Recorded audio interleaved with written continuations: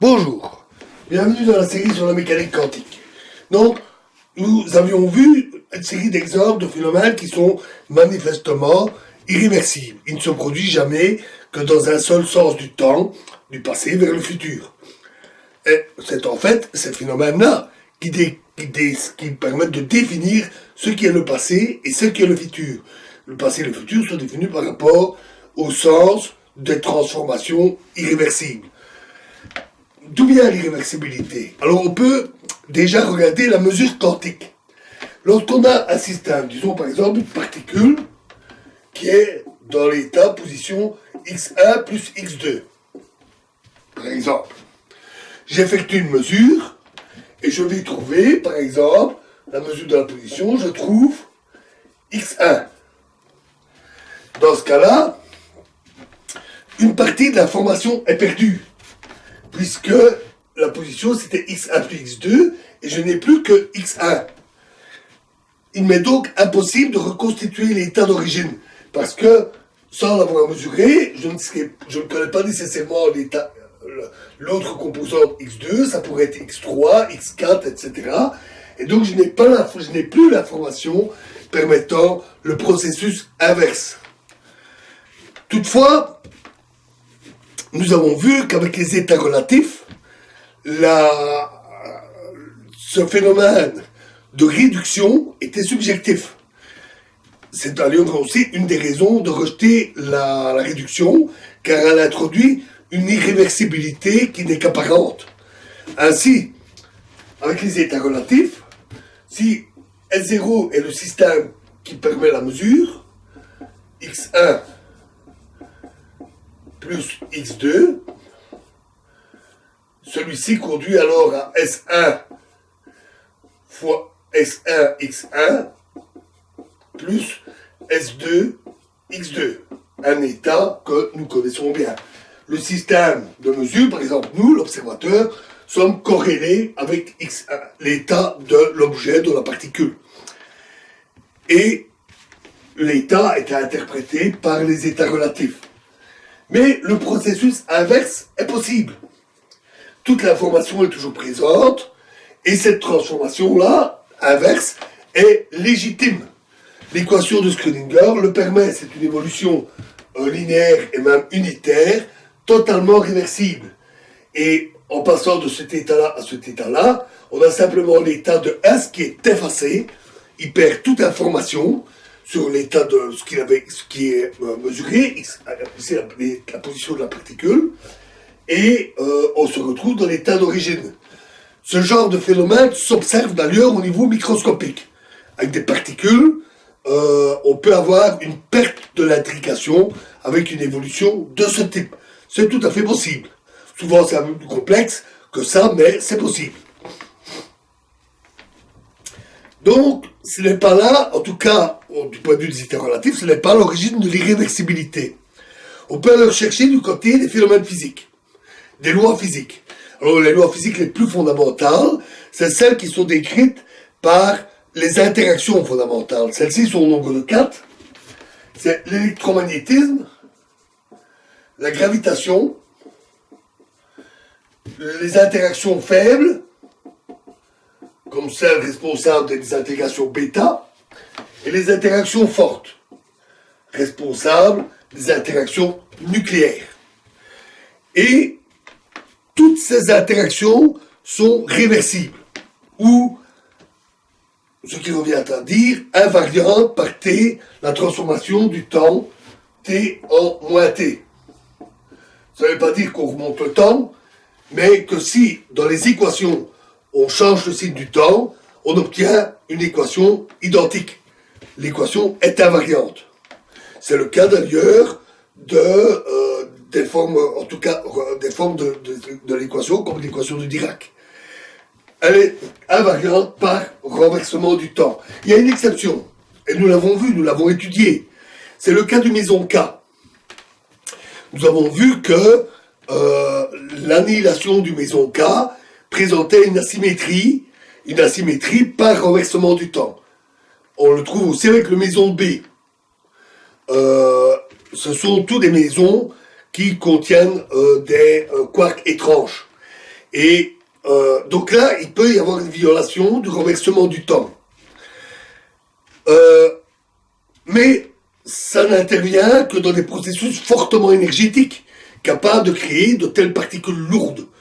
Avec des atomes normaux, avec des protons, des neutrons, on n'a pas cette irréversibilité. Donc ça n'intervient pas dans le processus. Pour bien montrer que tout ça est réversible, imaginons avec la gravitation par exemple, que l'on jette une pierre. On est là et on jette une pierre qui parcourt alors un arc de parabole pour arriver à son point de destination.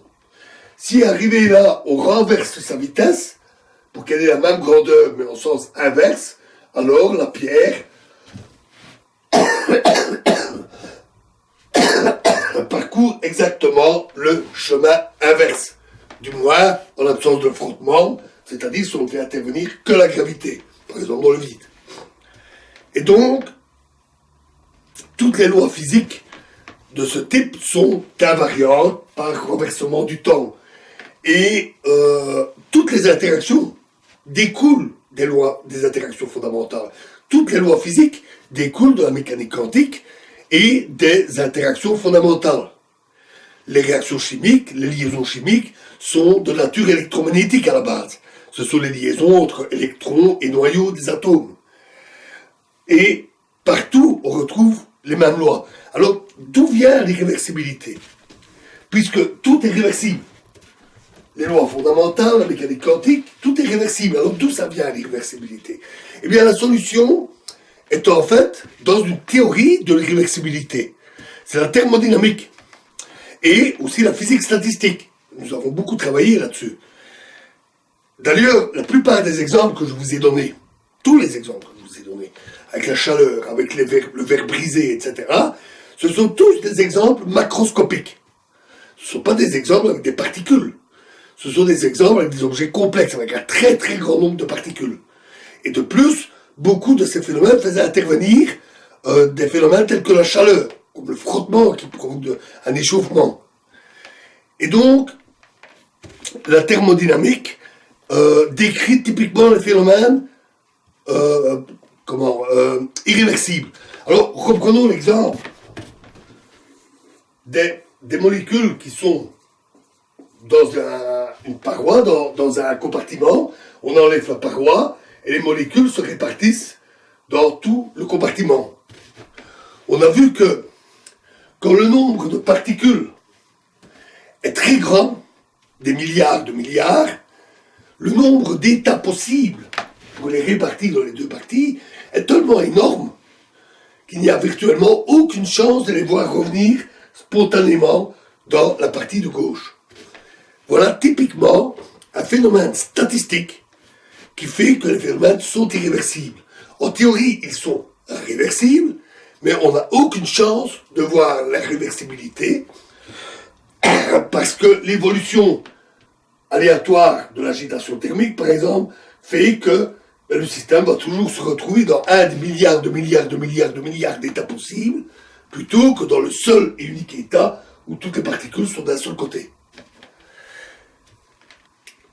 On définit d'ailleurs l'entropie sur base du nombre d'états, nous l'avons vu, c'est K, la constante de Boltzmann, fois le logarithme du nombre d'états possibles. Et le second principe, qui décrit l'irréversibilité, dit l'entropie est croissante. L'entropie croît. À nouveau, n'inversons pas le raisonnement, ce sont le fait qu'on passe d'un état de faible entropie à un état de forte entropie qui définit le passé et le futur. On peut ainsi expliquer tous les exemples que je vous ai donnés. La chaleur va du chaud vers le froid, parce que quand on compte le nombre d'états possibles, cela provoque une augmentation de l'entropie. Le frottement, dû aux collisions et aux mouvements de millions de milliards de petites particules et de petites aspérités, est fait purement statistique. Un verre brisé aussi. Le verre brisé, non intact, n'a qu'une forme possible, mais des fragments, des dizaines de fragments possibles, éparpillés de manière diverse, chaque fragment de forme quelconque, il y a des milliards de possibilités. Sans compter les détails microscopiques, qui fait qu'il est parfois très difficile de remettre des morceaux ensemble. Donc, on a toujours une évolution vers une augmentation du nombre d'états, une augmentation de l'entropie. Même la biologie, la chimie obéissent à ces phénomènes. Et les phénomènes à l'intérieur de nos neurones sont soumis aussi à cette élévation d'entropie qui oblige nos neurones à consommer de l'énergie, de l'oxygène, etc. Et donc, qui sont en lien avec les processus d'enregistrement de la mémoire, etc. Et, à nouveau, c'est le passé, le futur, c'est basse entropie à la haute entropie. Nous allons revenir sur ce point. Revenons un peu sur la mesure quantique. La mesure quantique est-elle réversible ou irréversible? Eh bien, je l'ai dit, pour des particules, non. Au niveau microscopique, non. Mais pour un système macroscopique, alors avec un système macroscopique, on a la décohérence. Avec la décohérence, on effectue une mesure comme celle-là, et cet état se lie à l'environnement. On a le système et l'appareil qui sont reliés à l'environnement par des millions, des milliards d'intrications possibles qui rendent le lien extrêmement complexe, avec un nombre d'états possibles colossal. En fait, on peut parfaitement définir une entropie liée à la décohérence. On l'appelle, si je me souviens bien, entropie de von Neumann. Je me souviens du terme, du nom. Et donc, on peut parfaitement relier ce phénomène à la physique statistique et à la thermodynamique. Et c'est le fait que les liens avec l'environnement deviennent incroyablement nombreux qu'on ne sait plus faire marche arrière. Pour faire marche arrière, il faudrait que le système spontanément revienne à son point de départ. On a vu avec des exemples, quand nous avons vu la décohérence, avec des exemples simples, des modèles simples, qu'un tel temps de retour en arrière, qu'on appelle temps de récurrence de Poincaré, ce temps se chiffre même pour des petits systèmes avec des durées phénoménales, beaucoup plus grandes que l'âge de l'univers. Et on ne peut pas non plus le faire de manière forcée, parce qu'il faudrait pouvoir alors contrôler tous ces liens. Il faudrait pouvoir contrôler chaque atome, chaque photon qui compose mon corps et tout l'environnement. C'est virtuellement impossible. D'où le caractère irréversible de la mesure à l'échelle macroscopique. Donc, les raisons de cette irréversibilité au niveau quantique sont les mêmes qu'en physique classique. L'effet est lié à la thermodynamique et surtout au caractère statistique. On va de peu d'états à grand nombre d'états possibles. Alors, quelle est l'origine de ça? Pour que ça fonctionne, il faut effectivement une asymétrie dans le temps. Il faut qu'il y ait des états macroscopiques, avec peu d'états microscopiques au départ, une faible entropie, et dans le futur, un nombre d'états beaucoup plus grand. De façon à ce que, statistiquement, ça évolue de manière irréversible dans ce sens-là. D'où ça vient? D'où vient cette asymétrie? Regardons un peu les cas qu'on a cités, comme le gaz dans l'enceinte, ou bien la propagation du chaud vers le froid. Je prépare par exemple un bloc de glace et un corps chaud. Mais pour les préparer, ça ne va pas se faire comme ça. Pour le gaz, je vais devoir le comprimer, mettre une paroi, utiliser une pompe à vide pour vider l'autre compartiment. Pour le chaud et le froid, je vais devoir utiliser un frigo, un surgélateur pour obtenir mon bloc de glace et un système de chauffage pour obtenir mon corps chaud. Et tout ça nécessite des manipulations, des transformations, des actions et même de la consommation d'énergie. Et tout ça se fait de manière irréversible, au détriment de l'entropie, de tout ce qui m'entoure, y compris des sources d'énergie, que ce soit du gaz, de l'électricité, du pétrole, ou que sais-je. Et donc, l'entropie locale, celle de ma boîte, diminue au moment où je mets tous les atomes d'un côté. L'entropie de mes substances chaudes et froides diminue quand j'en chauffe une et que je refroidis l'autre. Mais l'entropie totale du système, du laboratoire et des sources d'énergie, l'entropie totale, elle, continue à croître. On a toujours cette asymétrie. Cette asymétrie est alors à plus grande échelle. Elle englobe le laboratoire, la source d'énergie, et sur une plus grande durée aussi. L'expérience n'attend alors qu'une petite partie du temps écoulé. Et on peut aller ainsi de proche en proche. Se dire d'où vient cette énergie. Mais ultimement, de la formation de la Terre, du Soleil qui nous réchauffe. Le Soleil s'est formé par des contractions de nuages de gaz. Il y a des processus irréversibles là-dedans. Donc, on repousse de plus en plus loin l'origine de cette asymétrie, à tel point qu'on en arrive, à un moment donné, à tout l'univers. Et toute son histoire. Tout l'univers se traduit par un passé de faible entropie, son origine, le Big Bang, et une fin, ou en tout cas son état actuel, de plus grande entropie. Voilà l'origine de l'irréversibilité de la flèche du temps. C'est cette asymétrie globale dans l'univers. De l'univers vu comme un tout complet et toute son histoire, comme si on prenait une bobine de film, toute la vie de l'univers. Il y a un début, une fin, il y a une asymétrie. Pourquoi y a-t-il cette asymétrie de l'univers? Je ne sais pas. Personne ne le sait. Peut-être est-ce lié à la gravitation quantique? Quelques indices peuvent le laisser penser, mais beaucoup d'aspects liés à la gravitation quantique ne manifestent pas obligatoirement une telle irréversibilité. Est-ce lié en particulier à certaines lois physiques, comme le fait que le méson K et le méson B ne sont pas invariants par renversement du temps?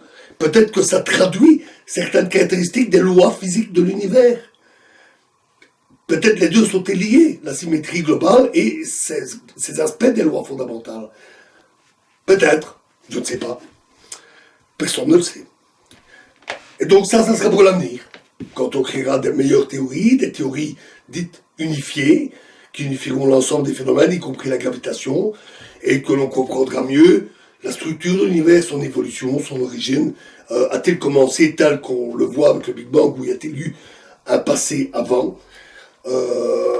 Donc tout ça, ça sera pour l'avenir. Quand je sais rien, peut-être dans 10 ans, 20 ans, 100 ans, 1000 ans, je ne sais pas quand est-ce qu'on avancera dans ces travaux théoriques. Voilà. Et on aboutit donc sur la dernière grande énigme. Et donc nous avons fini notre série, la série sur la mécanique quantique. Celle-ci était la dernière vidéo de cette longue série. J'espère qu'elle vous a plu, que vous avez appris des choses, qu'elle ne vous a pas semblé trop longue. Et la suite logique, ce serait de passer à la théorie quantique des champs, la physique des particules. J'ai bien l'intention de faire une telle série, mais je vais faire une pause, et la prochaine série séparée, traitera des étoiles, de pourquoi les étoiles sont-elles comme elles sont, comment est-ce qu'elles brillent, quel est leur âge, comment est-ce qu'elles naissent, comment est-ce qu'elles évoluent, et comment est-ce qu'elles meurent. Donc ça sera l'objet de cette série Vie et mort des étoiles. Merci.